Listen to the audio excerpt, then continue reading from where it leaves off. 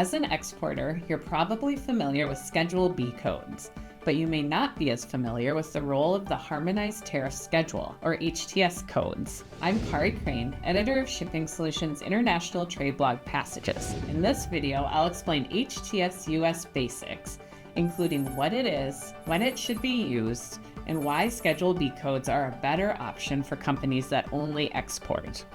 But before we get started, make sure you subscribe to this channel so you don't miss any of our Basics of Exporting videos, sharing practical advice for exporters and importers.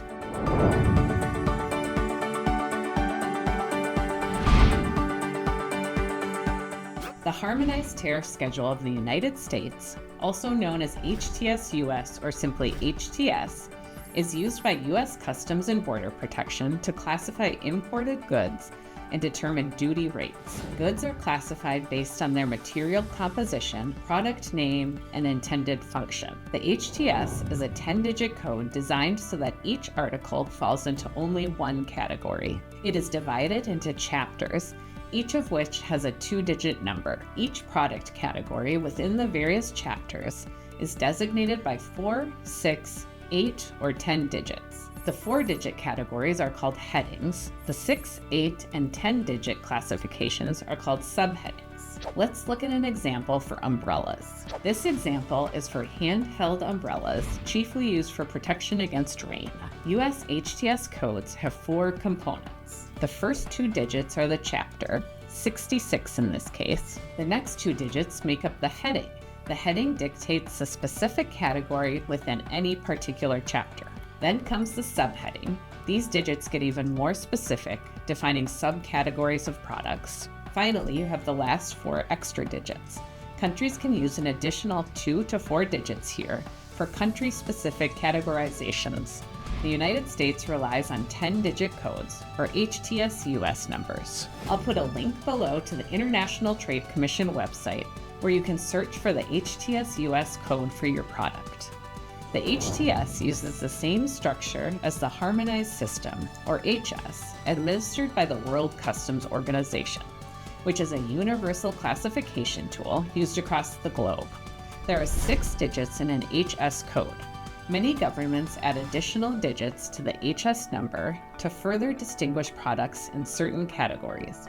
These additional digits are typically different in every country. That's where HTS comes in. An HTS code takes the same form as an HS code for the first 6 digits and then has 4 differing last digits. Schedule B and HTS codes are separate entities that are used for exporting and importing respectively. Schedule B codes are a 10-digit subset of HTS codes for U.S. exporters. They are maintained by the U.S. Census Bureau and a way for the U.S. government to monitor U.S. exports. As with HTS codes, the first 6 digits of a Schedule B code should be the same as an HS number. The last 4 digits may differ from the HTS code.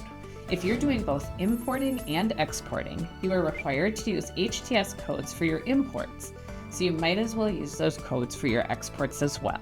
But do know that there are some HTS codes that cannot be used for export.